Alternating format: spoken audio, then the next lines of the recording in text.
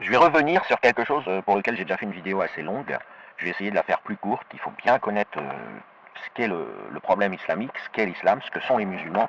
Je ne vais pas le réexpliquer. Je vais me contenter d'affirmer, puisque je l'ai expliqué dans la vidéo qui traitait de ce thème et qui était très longue, parce que c'est un point réellement important. C'est vraiment quelque chose, si on ne l'a pas en tête, on va dans n'importe où. Un grand bazar, une grande entropie. L'interdiction de l'islam, sa reconnaissance comme crime contre l'humanité et son interdiction, moyennant des modalités d'ailleurs que je vais essayer de prendre le temps de préciser après mon discours sur cette même vidéo si elle n'est pas trop longue, les musulmans, en dehors des extrémistes et des fondamentalistes, les musulmans en rêvent. Ils la souhaitent plus, ils ne peuvent pas le dire publiquement, mais ils la souhaitent de tout leur cœur, de toute leur âme, de toute leur tripe. Ils rêvent que l'islam soit interdit. Et je sais que ça peut surprendre, je vais expliquer pourquoi. Mais avant tout, comprenez bien, le jour où vous allez interdire l'islam en France, vous ne serez confronté qu'aux fous furieux, c'est-à-dire aux islamistes, ce qu'on appelle les islamistes en général. C'est pas un mot qui parvient à bien cibler les groupes, mais ils se révéleront d'eux-mêmes. Et c'est ce que déjà tous les leaders politiques disent, hein, l'islamisme est tacitement considéré comme un crime grave, et il est identifié au terrorisme à juste titre, et personne ne fait rien. C'est-à-dire que sur les plateaux télé, sur n'importe quelle chaîne, y compris à gauche, y compris d'ailleurs chez LFI, il y a une dénonciation de l'islamisme en demandant de les séparer des musulmans, enfin dans le discours, mais personne ne fait rien. C'est-à-dire qu'aujourd'hui, l'islamisme est légal, c'est-à-dire que le terrorisme est légal. Okay, le terrorisme contrefactuel est légal, puisqu'il est identifié, hein, l'islamisme c'est le terrorisme contrefactuel. Et réel, enfin, effectué et contrefactuel. Donc il y a un problème. Je vais expliquer, le problème c'est la pression de la masse musulmane en France. Trop de gens dans le camp non musulman pensent que interdire l'islam provoquerait un djihad. Ils pensent qu'on est occupé, soumis, et que pour acheter la paix, on est obligé de se soumettre aux exigences des musulmans. C'est une erreur profonde et grave. Quelle est la situation du musulman aujourd'hui en France? S'il ne se soumet pas à l'islam, comme il est libre de s'y soumettre, puisque là l'islam est légal, il commet un péché s'il s'y soumet pas. C'est-à-dire s'il n'a pas une sorte de soumission tacite ou explicite à la sphère fondamentaliste et au texte islamique. Vous vous rendez compte dans quelle merde vous les mettez? Dans quelle merde nous-mêmes on met les musulmans non fondamentalistes? On leur dit fais ce que tu veux. Résultat, il est obligé d'obéir au maître, à son maître islamique, il est obligé d'obéir au monstre pour pas aller brûler vif éternellement, après le passage sur terre, pour pas aller en enfer. C'est très vicieux ce qu'on leur fait. Parce que j'ai l'impression qu'il y a des gens en France, et beaucoup, qui disent tu ne devrais pas te soumettre à l'islam. Bon, ils disent ça autrement, hein, ils disent tu devrais te modérer, mais ça revient à dire tu ne devrais pas te soumettre à l'islam. C'est équivalent, c'est des politesses. Mais si tu le fais, c'est légal. Bah écoutez, c'est exactement comme ne pas venir en aide à une personne victime de chantage ou enfin, c'est pas vrai. Il y a 3 places, il va pas attendre derrière moi pour non, vous avez des parents dont les enfants étaient kidnappés, c'est exactement comme si vous fermiez les yeux en disant je veux pas savoir. Hein, je rappelle que le musulman, il peut devenir un monstre, mais c'est une victime ontologique puisqu'il est soumis à un chantage qui consiste doit appliquer une certaine grille de lecture et un certain nombre de choses, sans quoi il ira brûler vif éternellement dans l'huile bouillante en étant maintenu réveillé, etc. Et c'est du concret, hein, il n'y a pas d'équivalent dans le reste du monde, on ne connaît pas, il faut être musulman pour comprendre que c'est vraiment concret pour eux. Et vous lui dites, voilà, nous on est un pays mou et ouvert, on te laisse choisir, mais on aimerait bien que tu choisisses de ne pas être fondamentaliste, de ne pas être islamiste. Bah qu'est-ce qu'il vous répond? Il vous envoie il vous crache à la gueule et il vous dit je serai islamiste, parce que je veux pas aller en enfer, point. Que se passe-t-il si vous interdisez l'islam avec des modalités logistiques, bien analysées, etc. Vous lui retirez son sentiment, c'est-à-dire son interprétation de l'islam, ce que j'appelle sentiment, c'est pas un mot bien choisi, vous lui retirez l'idée qu'il est dans le péché. Pourquoi? Parce que le musulman non fondamentaliste, et il a des billes, hein. Je ne suis pas en train de dire qu'il n'a pas de billes, il n'a pas beaucoup de billes, parce que c'est les fondamentalistes qui appliquent les textes, mais il y a quand même quelques billes. L'islam, c'est pas un truc totalement terroriste, même si ça l'est à 80-90%, ça ne l'est pas totalement, doctrinairement parlant, vous avez la moyen de vous en sortir, et c'est ce que font les modérés. Quand je dis les modérés au sens, en un sens assez large, ils doivent se soumettre aux lois du pays.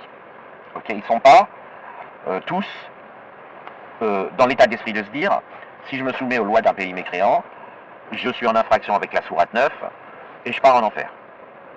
Ça marche pas comme ça. En fait, les fondamentalistes pensent ça, et donc font le djihad. Mais pas tous les musulmans. Vous avez plus de 95%, entre 90 et 95% des musulmans qui exigent un chef. C'est-à-dire qu'ils disent, moi je n'irai pas au djihad tout seul. Et ces musulmans-là, si vous faites un pays où l'islam est interdit, soit ils font leur hijra, soit ils respectent les lois du pays.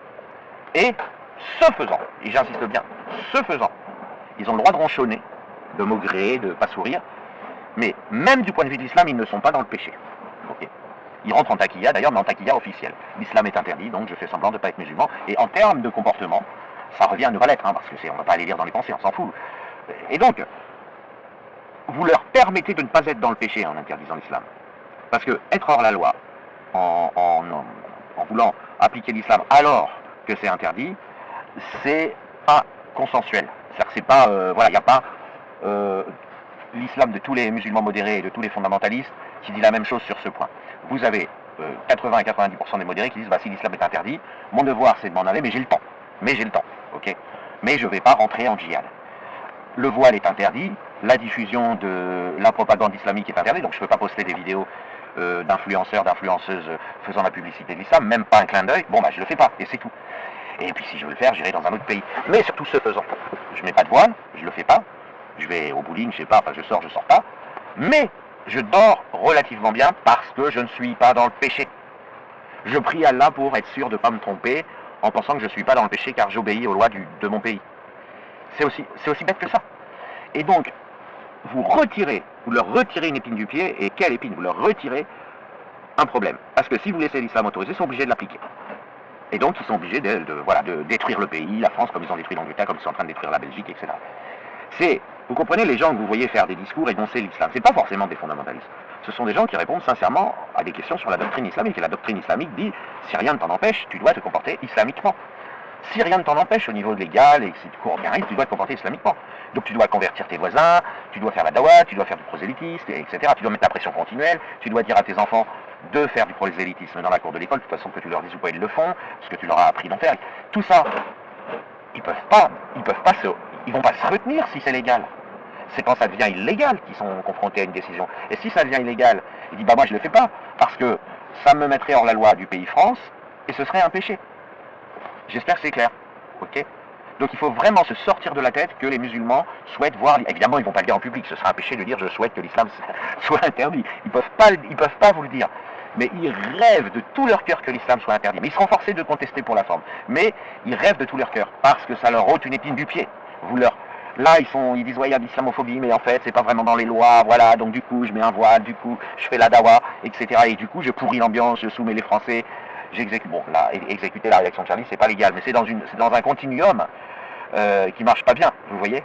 Alors que si c'est interdit, vous franchissez la limite de l'illégalité bien avant d'exécuter des gens qui brûlent des Corans ou qui blasphèment. Vous la franchissez en mettant un hijab, donc vous avez déjà des problèmes avec la police, avec la réglementation, avec les amendes. De même, dans un monde bien fait, on vous ferait signer les dessins de Charlie avant de vous embaucher comme juge, comme flic. Enfin, on ferait régulièrement des tests pour vérifier que vous n'êtes pas en mode de pathologie, de peur, de l'enfer, au point de vouloir mettre la pression, empêcher le blasphème, etc. Ils auraient du grain à moudre, si vous voulez. Là, ils en ont pas. Vous pouvez être policier musulman, vous pouvez être juge et musulman, vous pouvez être prof et musulman. Comment vous voulez faire? Et ils risquent l'enfer s'ils font pas la dawa. Donc bien évidemment que la première obsession du prof musulman dans l'éducation nationale fonctionnaire, c'est de répandre l'islam. Alors évidemment, il ne va pas arriver avec un haut-parleur, mais il va, voilà. Alors je redis comment l'interdire, je précise un peu les modalités. Tout d'abord, le reconnaître comme crime contre l'humanité au titre du fait qu'il fait du chantage, et qu'il est en infraction avec les articles 312 et 224-1 du Code pénal, séquestration de femmes, séquestration d'enfants, exercice du chantage, et le pire des chantages, parce que la menace c'est pas rien, c'est brûler vif éternellement dans l'huile bouillante.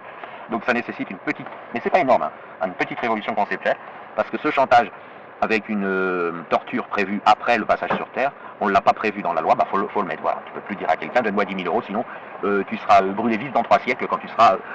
voilà.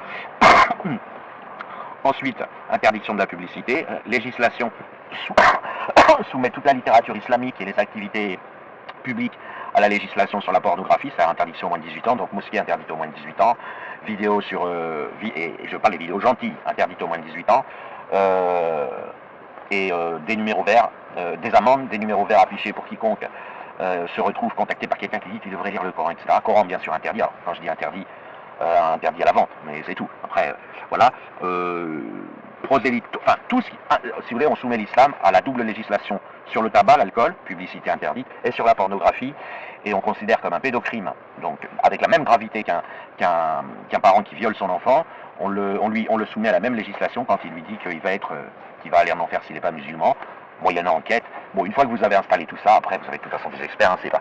Mais voilà, l'idée c'est que si tu es musulman, personne ne doit le savoir, et surtout pas tes enfants. Voilà. Et après 18 ans, tu peux leur dire, à la rigueur. Je veux dire, c'est encore autre chose. Évidemment, il y aura plein de fuites, évidemment. Mais vous serez dans un statut de hors-la-loi, vous serez considéré comme un nazi. Voilà. Quelqu'un qui dirait un mot en faveur de l'islam, ce serait comme quelqu'un qui dirait un mot en faveur de Hitler. Et quelqu'un qui ferait une vidéo parlant d'islam en bien, ce serait comme quelqu'un qui ferait une vidéo pornographique qui diffuserait, voilà. Donc les modalités peuvent ressembler à peu près à ça. Et je rappelle, la justification, c'est tout simplement que sinon les gens qui sont confrontés à l'islam sont victimes de chantage à l'enfer. Et ça, c'est un crime pénal déjà passible de 10 ans de prison. Alors hélas, l'islam bénéficie d'une immunité au titre de l'article 1er de la Constitution française. Une religion peut se permettre de faire tous les crimes qu'elle veut, elle ne peut pas être inquiétée. Donc il faut changer ça, il faut réformer. Bon. Voilà. Quand vous avez ça, alors, je rappelle, le hijab, c'est comme avoir un t-shirt avec écrit le Coran et la vérité. Je veux dire, c'est comme. Donc, si vous faites une comparaison avec le nazisme, c'est comme avoir un t-shirt écrit avec Mein Kampf dit vrai et une croix gammée et la photo d'Hitler avec des cœurs tout autour. Donc, le hijab, il est évidemment interdit dans son texte de cette manière-là. De toute façon, il peut aussi être interdit au titre de la pornographie parce que des femmes enveloppées dans ces espèces de trucs là de tissus, elles sont considérées comme nues. Et nous, évidemment, dans le monde libre, on le comprend. Quand on les voit, on a l'impression de voir des actrices porno. C'est pas le coup, la tricherie de faire croire que tu l'enveloppes dans du tissu, ça change quelque chose. C'est pire. Ça la sexualise à mort. En plus, ça les indifférencie. C'est comme s'il y avait écrit ici vagin, ici vagin, ici vagin. Elles défilent là comme des ombres et comme des vagins réduites à être des vagins. Et en fait, c'est de la pornographie. Et c'est de la pornographie bien dégueulasse, bien indifférenciante. Alors évidemment, les musulmans, ils s'en rendent pas compte parce que c'est pas toujours très conscient. Bon, même s'il y en a quelques-uns, on voit bien qu'ils fantasment que sur des voilés et sur les moteurs pornographiques, ils marquent voilé à remplacer beurette, est devenu le numéro 1 des recherches pornographiques. Donc, eux, ils sont conscients, puisque s'ils allument leur ordinateur en disant j'ai une voilée et qu'ils sont déjà en chien, évidemment, ils sont conscients. Beaucoup n'en sont pas conscients que pour nous, dans le monde libre, voir une femme voilée, c'est comme si vous voyez une actrice porno tout en latex, ultra maquillée, voilà, c'est ultra dégueulasse. Mais du coup, c'est complètement cohérent d'interdire ça, de considérer qu'une femme voilée, c'est un attentat à la pudeur, c'est un attentat aux bonnes mœurs. Je rappelle, la pudeur, c'est cacher ce qu'elle est, ce n'est pas cacher ce qu'est beau. L'islam pratique une espèce d'anti-pudeur argumentative. Il veut montrer ce qu'elle est parce que ça ne gêne pas, mais montrer ce qui est beau, c'est du shirk. Donc, voilà. Donc, il y a des modalités techniques. De toute façon, c'est pas moi qui vais interdire quoi que ce soit. Mais en tout cas, je voulais bien insister qu'une fois que vous mettez en place ce système, les musulmans seront soulagés. Ils diront, enfin la France prend ses responsabilités. Enfin, elle m'explique que je ne suis pas dans le péché si je ne fais pas ceci, cela, car le faire serait être hors la loi, or l'islam m'ordonne d'obéir aux lois de mon pays. Vous voyez. Et après, ils font la hijra, évidemment, mais ça c'est une hijra, ça se fait pas du jour au lendemain, ça prend un an ou deux, bien additionné.